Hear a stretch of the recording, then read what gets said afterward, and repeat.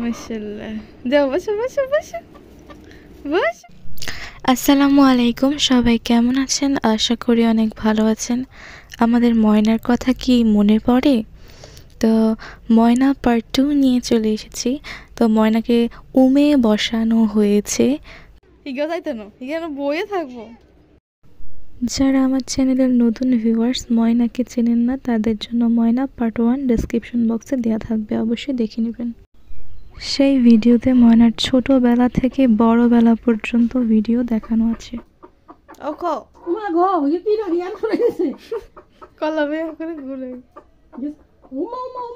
তো সারা জীবন মানুষের কাছে বড় হওয়া মুরগিটি যখন মা হতে যায়, মানে যখন তাকে উমে বসানো হয়েছে, সেই থেকে সে কিন্তু অনেক বেশি আক্রমণাত্মক হয়ে গিয়েছে। সে আমাদেরকে খাওয়াতে গেলেও ঠোকরাতো, বিভিন্ন রকমভাবে যখনই দেখতো তখনই ঠোকরাতো, এই আর কি অবস্থা। তা তারপরেও আমাদের অনেক আদরের, তো আমরা ঠোকর সহ্য করি, কোনো অসুবিধা নেই।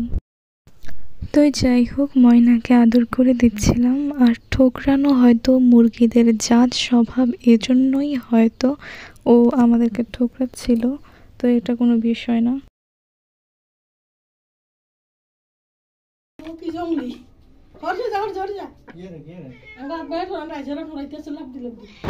তো যাই হোক, উমে বসা অবস্থায় ময়না কিন্তু অনেক বেশি পরিমাণে পানি খেত, খাবার অত বেশি খেত না। খাবার আব্বু খাইয়ে দিত, আরও অনেক বেশি পানি খেত নিজে নিজেই।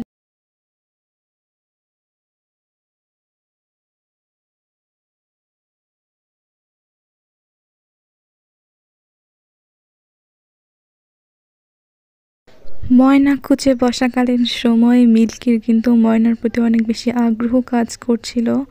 ওকে ঘিরে আমাদের দায়িত্বশীলতাতে। তো ধীরে ধীরে বাড়িতে যাওয়ার সময় কিন্তু ঘনিয়ে এসেছে, বাড়িতে চলে যাব।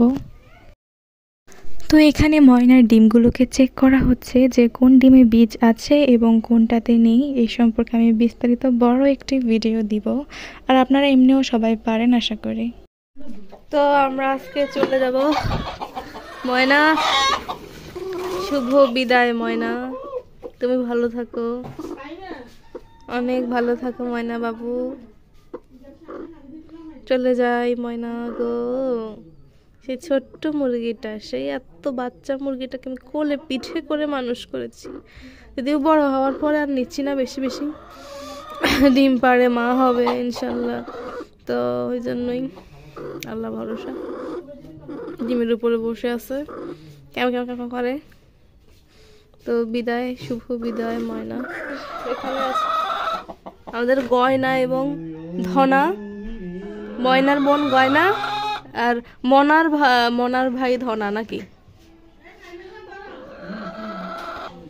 এখানে আছে হচ্ছে মিল্কি। মিল্কি মিল্কি গো, চলে যাই, আমরা চলে যাই আজকে। মিক্সিও মিল্কি, মিল্কির লগে আর দেখা হইব কিনা সন্দেহ।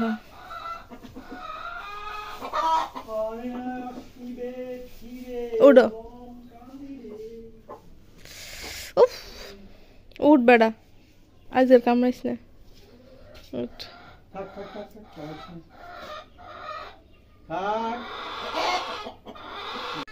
তো আজকে আমরা চলে যাব মিল্কির সাথে, আর দেখা হবে কিনা সন্দেহ, কারণ আমি আবার আব্বু আম্মুর কাছে আসতে আসতে হয়তো মিল্কিকে তার মা, মানে আমার বড় আব্বু নিয়ে ঢাকায় চলে যাবে।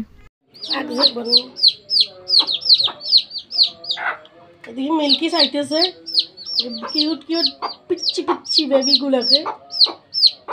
এর মা এখনো খাইতে জানে না, বাচ্চা খাবে কি। তো এই হচ্ছে লেটেস্ট আপডেট। ময়নার বাচ্চা কিন্তু হয়ে গিয়েছে। 7টা ডিমে বীজ লেগেছিল, সেখান থেকে 4টা বাচ্চা ফুটেছে, একটা মারা গেছে এবং 3টা বেঁচে আছে। তো ওদেরকে নিয়ে আব্বু আম্মু এবং বড় আপুর সংসার কিন্তু বেশ ভালোই আনন্দে কাটছে, এবং এই দৃশ্যগুলো আমাকে পাঠিয়েছে আমার আম্মু, আর আমি দেখাচ্ছি আপনাদেরকে। তো সবাই এনজয় করুন। মুরগি মা তার বাচ্চাদেরকে খাওয়াতে না পারায় তার মানুষ বন্ধুরাই কিন্তু তাদেরকে খাওয়ানো শেখাচ্ছে, খাওয়াচ্ছে, লালন পালন করছে। যে ডিম ডিমের তো না আসছে তার বড়টা বাচ্চা কেন ডিমও তো ছোট আছে না মেকো বাবু বাবু বাবু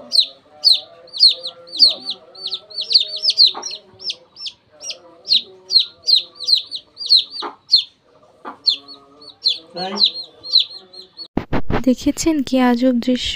ময়নার বাচ্চাদের জন্য কিন্তু মিল্কির অনেক বেশি মায়া।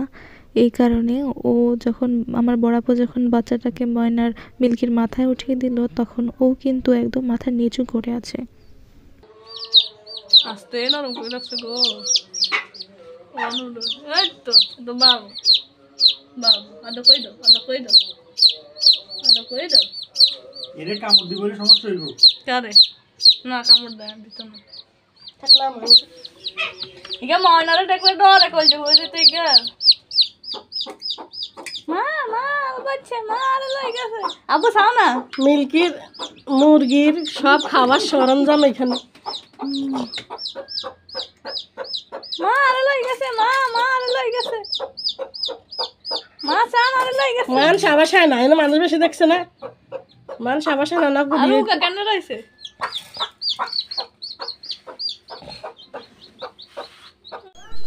ময়না তার বাচ্চাদেরকে নিয়ে সুখে শান্তিতে বসবাস করলো। তো এখানেই ময়না পার্ট 2 গল্পটি শেষ হয়ে গেল।